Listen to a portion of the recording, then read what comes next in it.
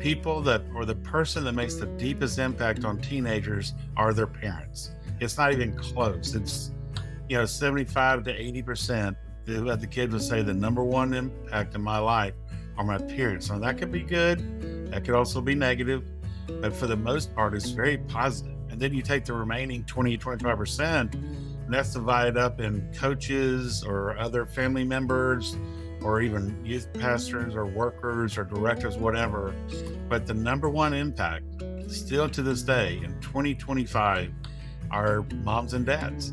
And so there's got to be a way that we can encourage them and see how they have an impact, and then just give them some guidance and equipping doing that.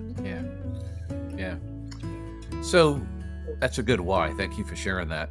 And I think I've picked up from knowing you and from our conversation kind of the what, which is there's a lot of intentionality that shows up when you talk, right? Rather than being random or ad hoc or unaware. I have a lot of intentionality, and I know you've used the word proactive parenting, right? So that's why we're talking about it today. So it sounds like that's the what, is you want parents to be intentional and proactive. Is that a fair summary?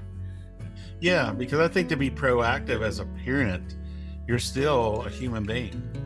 And so as a human being, how are you going to respond to a rebellious kid? How are you going to respond to a child that's experimenting with something and you found out about it, or rebellious, whatever? You're still a human being. And if we just fall back onto our own vices, or maybe the way the world tells us we're supposed to respond to them, we're going to fail. We're going to fail them. And so to be a proactive parent really means that I'm going to take steps, no play on words there, but I'm going to take steps to make sure that I am being positive, that I am being encouraging, not perfect.